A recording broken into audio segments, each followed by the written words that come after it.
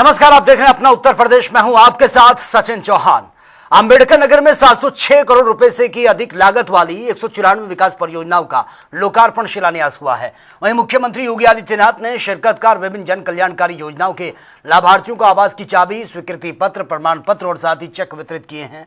इसके बाद सीएम योगी ने कार्यक्रम को संबोधित करते हुए कहा कि डबल इंजन सरकार बिना भेदभाव के संतुलित और समावेशी विकास कर रही है।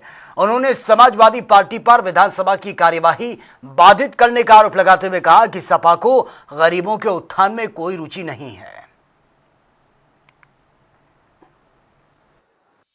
आपने देखा होगा, अभी हाल ही में उत्तर प्रदेश विधानसभा चल रही थी। विधानसभा में हम लोग 59,000 करोड़ रुपए की अनुपूरक बजट के प्रस्ताव को विधानसभा में लेकर के आए थे। हम ये सोचते थे कि सत्ता पक्ष के विधायक और सहयोगी दलों के विधायक तो इस पे चर्चा करते ही हैं, विपक्ष के लोगों में भी रुचि होगी, क्योंकि 59,000 करोड़ रुपए की जो परियोजनाएं थी, इन परियोजनाओं में हमने युवाओं के लिए रोजगार की व्यवस्था, अन्नदाता किसानों के उन्नयन का कार्यक्रम आदि आबादी के लिए भी उनके स्वावलंबन के कुछ प्रोग्राम हमने शामिल किए थे और गरीबों के कल्याण के लिए भी कुछ नए आयोजन हो सके, कुछ नए कार्यक्रम प्रारंभ हो सके, इसका प्रावधान किया था। लेकिन समाजवादी पार्टी ने विधानसभा नहीं चलने दी। समाजवादी पार्टी ने विधानसभा नहीं चलने दी, हो हल्ला करने लग गए। उनके द्वारा जिस प्रकार का कोहराम मचाया गया, आप सबने देखा है। हमने बजट में व्यवस्था की थी सामाजिक न्याय के विभूतियों को, महापुरुषों को, संतों, ऋषियों का सम्मान करने के लिए धनराशि की व्यवस्था की थी। महर्षि वाल्मीकि, सद्गुरु संत रविदास जी महाराज, हम लोगों ने उसमें तय किया था बाबा साहब डॉक्टर भीमराव अंबेडकर की, इन महापुरुषों की, छत्रपति साहू जी महाराज और ज्योतिबा फुले आदि महापुरुषों से जुड़े हुए जो भी स्मारक हो, मूर्ति हो, अगर उनके ऊपर छाजन नहीं है तो हम छतरी बनवाएंगे, बाउंड्री वाल नहीं है तो सुरक्षा के लिए बाउंड्री वाल और गेट का निर्माण करेंगे। लेकिन समाजवादी पार्टी ने इस विधानसभा नहीं चलने दी। हमने आंगनबाड़ी, आशा वर्कर, इनके मानदेय को बढ़ाने के लिए धनराशि की व्यवस्था की थी और हमने उन सारी व्यवस्थाओं को जोड़ने का काम किया था। हमारे जो कोटेदार हैं, उनके भी इंसेंटिव को बढ़ाया जा सके, ग्राम चौकीदार के मानदेय को बढ़ाया जा सके। लेकिन इन्होंने विधानसभा नहीं चलने दी। लेकिन मैं आपको आश्वस्त करने के लिए आया हूं, समाजवादी पार्टी का विकास में कोई रुचि नहीं है, गरीबों में कोई रुचि नहीं, गरीबों का उत्थान हो इसमें कोई रुचि नहीं है। और दिल्ली में सपा सांसद अवधेश प्रसाद ने राम मंदिर चंदे में कथित हेराफेरी के आरोपों को लेकर गंभीर सवाल उठाए हैं। उन्होंने यह भी कहा कि करोड़ों राम भक्तों की आस्था से जुड़ा यह बड़ा मामला है और उनकी भावनाओं के साथ धोखा हुआ है। अवधेश प्रसाद ने दावा कर दिया कि पहले अयोध्या में लाखों श्रद्धालु दर्शन और चढ़ावा देने आते थे, लेकिन अब संख्या और चढ़ावा दोनों कम हुए हैं। साथ ही उन्होंने इसी आधार पर पूर्व में आए चढ़ावे को लेकर भी सवाल उठाए हैं। ये रिपोर्ट सत्यता से परे है, जमीनी हकीकत से लाखों को दूर है। बहुत बड़ा मामला है। देश के करोड़ों करोड़ों लोगों का जो प्रभु श्री राम के प्रति आस्थावान है, उनकी भावनाओं पर डाका पड़ा है। और आज अयोध्या देखा जा सकता है। प्रभु श्री राम की नगरी में चलो, एक समय था 5 लाख 10 लाख लोग दर्शन करने आते थे, चढ़ावा चढ़ाते थे। आज संख्या घट गई है, मुश्किल से 10-20 हजार भी नहीं आ रहे हैं। चढ़ावा कम हो गया है। इसी से अंदाजा लगा सकते हो कि जहां 10 लाख 5 लाख लोग आते थे, कितना चढ़ावा आया है, उसका कोई हिसाब किताब नहीं है। इसको वही कोतवाल, वही मुंसिफ, वही कहावत है। तो ये पूरी तरह से रिपोर्ट जो भी है सत्यता से परे है, झूठी है, गलत है। सत्यता यह है कि करोड़ों करोड़ों रुपए का, करोड़ों करोड़ों सोने का, करोड़ों करोड़ों चांदी का, करोड़ों करोड़ों करोड़ों की जमीन का बहुत बड़े पैमाने पर डकैती हुई है। प्रभु श्री राम के मंदिर को लूटा गया है। चढ़ावा क्या है? प्रभु श्री राम के मंदिर को कलंकित किया गया है, अयोध्या को कलंकित किया गया है। हम समाजवादी पार्टी के लोग लगातार संघर्ष करेंगे और निश्चित तौर से मैं कहना चाहता हूं, ये हमारी जबान नहीं है, इस देश के लोगों की जबान है कि अयोध्या से आए हैं, अयोध्या से ही जाएंगे। और वह दिल्ली में सपा सांसद राजीव राय ने केंद्र सरकार पर तीखा हमला बोला। उन्होंने यह आरोप लगा दिया कि सरकार संसद का सामना करने से डर रही है और सदन में आने से बच रही है। वहीं राजीव राय ने यह भी कहा कि सरकार रात में सोशल मीडिया पर रील बनाने में पूरी तरह से एक्टिव है, लेकिन सदन में मौजूद नहीं रहती। साथ ही उन्होंने छात्रों पर कथित फायरिंग, लाठीचार्ज का आदेश देने को लेकर भी सरकार पर निशाना साधा है। सरकार घटधर्मिता, अहंकार और ये साजिश है कि हाउस न चले, क्योंकि मैं ऐसा डरपोक सरकार नहीं देखा जो सदन का सामना तक नहीं कर पा रहे हो। रात को रील बनाते हो लेकिन सदन में नहीं आते हो। माननीय गृह मंत्री जी कोई और गृह मंत्री होता तो उस घटना के बाद स्वेच्छा से आकर सदन को विश्वास मिलता और बयान देता कि किन परिस्थितियों में करना पड़ा। लेकिन छात्रों के ऊपर ये गोली चलवाने, लाठी चलवाने वाली सरकार जो है ये डरी हुई है, सहमी हुई है, इसलिए नहीं आ रहे हैं। क्यों नहीं रहेगा? आपके ये इनकी साजिश है कि हम थक हार के बैठ जाएं। न हम थक हार के बैठेंगे, न प्रदेश और देश की जनता थक हार के बैठेगी, जिन्होंने झंडा दिया था और थका हुआ महसूस कर रहे हैं। और वह दिल्ली में कांग्रेस सांसद इमरान मसूद ने मोहन भागवत के बयान पर तीखी प्रतिक्रिया दी और उन्होंने कहा कि अगर सरकार और जिम्मेदार लोगों को पहले समझ होती तो बच्चों पर गोलीबारी, मारपीट और मुकदमे जैसी घटनाएं नहीं होती। साथ ही उन्होंने प्रदर्शनकारियों पर कील लगे डंडों से हमला किए जाने के भी आरोप लगा दिए हैं। ऐसा देर से समझ में आता है इनकी। अगर इनकी समझ में आया होता तो बच्चों के ऊपर ना फायरिंग होती, ना बच्चों के हाथ पैर तोड़ जाते और ना बच्चों पर मुकदमे लिखे जाते। आज ये समझ रहे हैं, जब ये प्रोटेस्ट कर रहे थे तो इनको कीले वाले डंडों से मारा जा रहा था, पैलेट गन से मारा जा रहा था। बिहार के अंदर AK-47 और डायरेक्ट पिस्टल से फायरिंग हो रही थी। तो ये बहुत देर से समझ में आता है इनकी।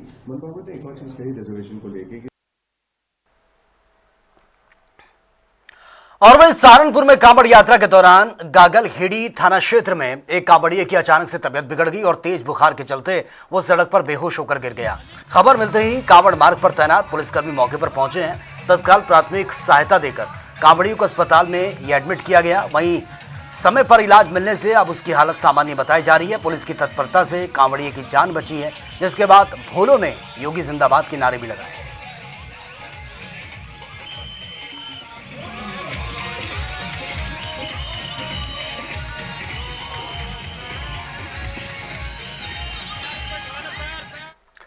चलिए आगे बढ़ते हैं। मुजफ्फरनगर में कांवड़ यात्रा के दौरान आस्था की एक अनोखी तस्वीर देखने को मिली है, जहां पर हापुड़ निवासी एक कांवड़िया अपनी 2 बेटियों को श्रवण कांवड़ में बैठाकर शिव चौक पहुंचा है। तस्वीर आपके सामने है। हरिद्वार में गंगा स्नान कराने के बाद बेटियों के संग भगवान शिव की परिक्रमा भी की है, भोलेनाथ का आशीर्वाद भी लिया है। कांवड़िये के मुताबिक बेटे की मन्नत पूरी होने पर वो अपनी बेटियों के साथ कांवड़ यात्रा पर निकला है।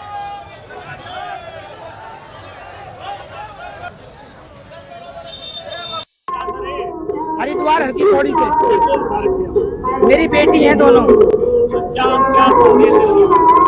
बाबा से एक मन्नत मांगी थी, वो पूरी हो गई। एक बेटा मांगा था, दोनों बेटियों से छोटा बेटा है मेरा। दो बेटी हैं, दोनों से छोटा मेरा बेटा है। बेटा मांगा था अपने बेटियों के पास, आज बेटियों को लाया हूँ हर की पौड़ी से बिठा। और वही कानपुर देहात में पंचायती राज सफाई कर्मचारी संघ का वार्षिक उत्सव आयोजित किया गया, जहां पर माता स्थित इको पार्क ये ऑडिटोरियम में कार्यक्रम यहां पर हुआ है। प्रदेश के कई जिलों से कर्मचारी संघ के पदाधिकारी इसमें उन्होंने शिरकत की है और इस दौरान नवनिर्वाचित ब्लॉक स्तरीय पदाधिकारियों ने पद एवं गोपनीयता की शपथ ली। कर्मचारियों के अधिकारों, समस्याओं के और साथ ही संगठन की मजबूती को लेकर चर्चा हुई है। कार्यक्रम में स्वच्छ भारत मिशन को सफल बनाने के लिए पूरी निष्ठा से काम करने की अपील भी की गई है।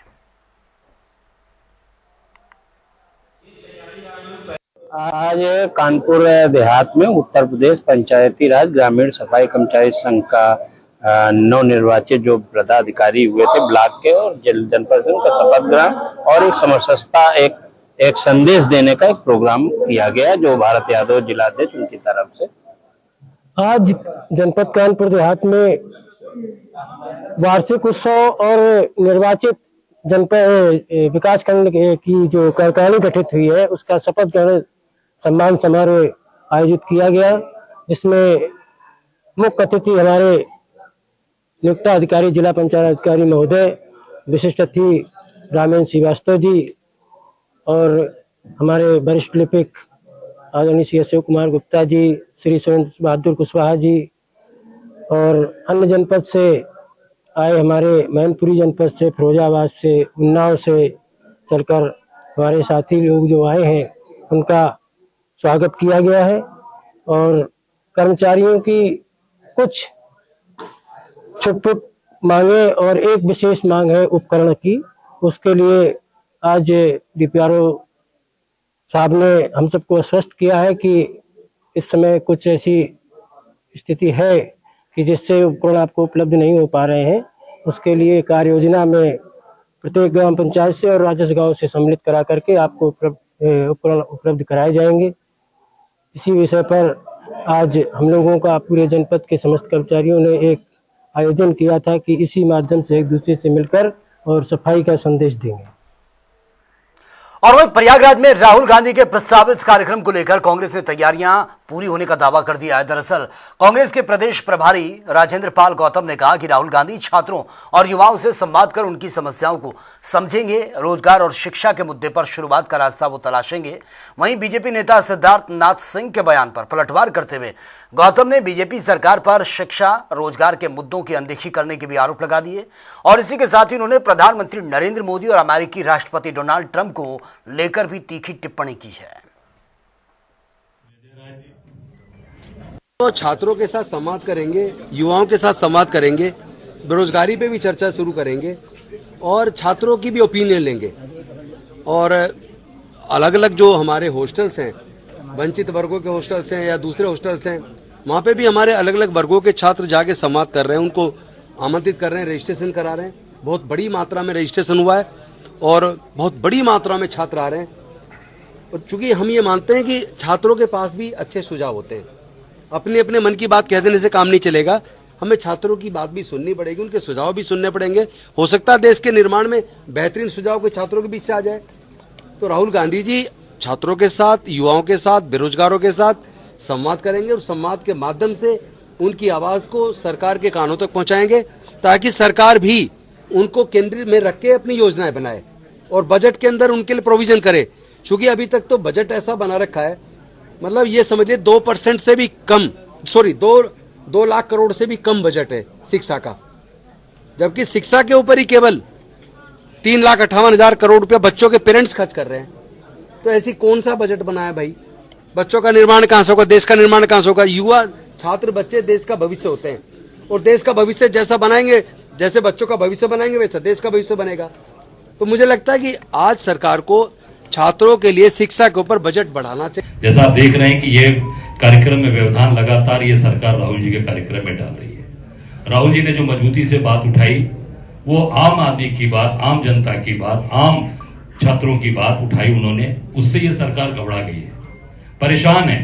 कार्यक्रम स्थल तय हो गया, सारी चीजें हो गई, उसके बाद 30 तारीख को कार्यक्रम स्थल का उन्होंने परमिशन दे दिया और 5 तारीख को कैंसिल करते हैं। और समझ सकते हैं कि उसमें कोई, मैंने जो कल सब दिनों जो हमने दिया, इनको लाइन दिया है या जो उन्होंने हमसे शपथ पत्र मांगे हैं, कोई व्यवधान नहीं है। स्कूल कहा उन्होंने कि हमें आप बना कर देंगे, ठीक करके देंगे मैदान, हम कहे ठीक करके देंगे। उन्होंने कहा स्कूल जो हमारा खेल कूद का परिसर है, हमने कहा देख लीजिए, आपके सारे नेट लगे हैं, मीडिया के लोग बैठे हैं, या कैमरा लेकर देख लीजिए, हमने उसको छुआ तक नहीं है। जो चीजें थी पहले से तय है, हम बनाने के लिए आए। जैसा प्रभारी जी काम बेचने वाले, खराब करने वाले, विध्वंस वाले लोग नहीं है। कांग्रेस का काम विध्वंस करना नहीं है, बनाना। और मैं आपको बता दूं, उस मैदान को हम अच्छा करके और अच्छा बना के जाएंगे। जितना पहले खराब था उसको और अच्छा बना के, वहां पूरे बालू और पूरे मिट्टी डालकर उसको और अच्छा बनाकर हम देकर जाएंगे। तो निश्चित तौर से हम सब लोग काम कर रहे हैं। आदरणीय राहुल जी कल 5 बजे केपी मैदान में आ रहे हैं।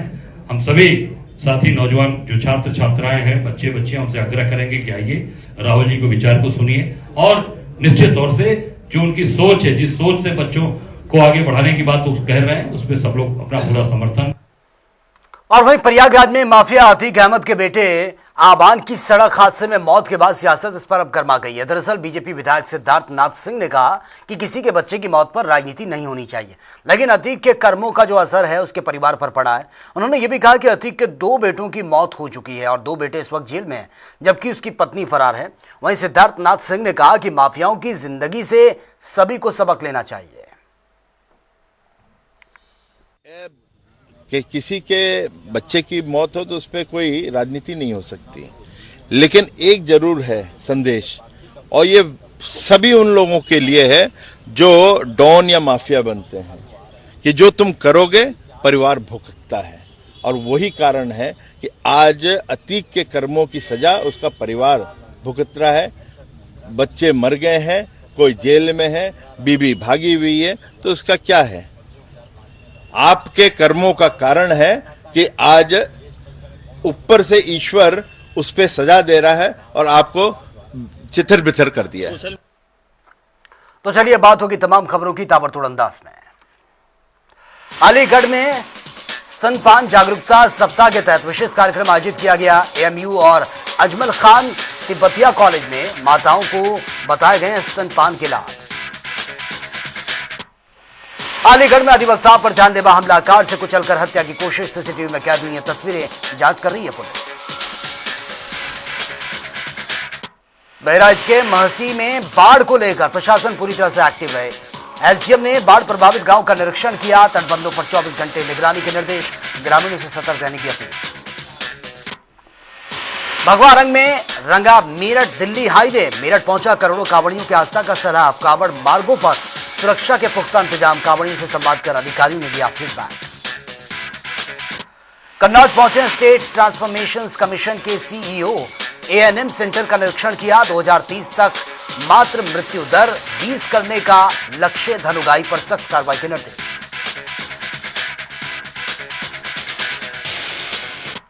बुलंदशहर में युवक ने की आत्महत्या, दबंगों की प्रताड़ना का परिजनों ने आरोप लगा दिया।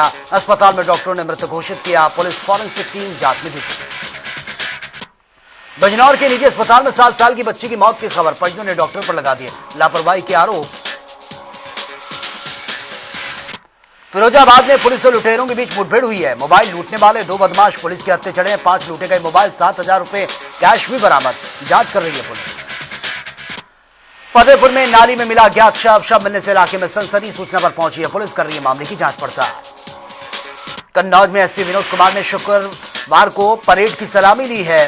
पुलिस कर्मियों से ड्रिल और शस्त्र का अभ्यास कराया। पुलिस लाइन की व्यवस्थाओं का निरीक्षण कर जरूरी दिशा निर्देश। गाजियाबाद में डीएमई पर आम वाहनों की रहेगी नो एंट्री। डीएमई की लेन डाक कांवड़ के लिए रहेगी आरक्षित। आम वाहन, पैदल और बाइक सवार कांवड़ियों को वैकल्पिक मार्गों से भेजा जाएगा। एटा में 4 बेटों ने पिता को कांवड़ में बिठाकर अनोखी कांवड़ यात्रा निकाली। करीब 1 क्विंटल की कांवड़ चारों भाई ने बारी बारी से उठाई। लोगों के लिए आकर्षण का केंद्र रही यात्रा।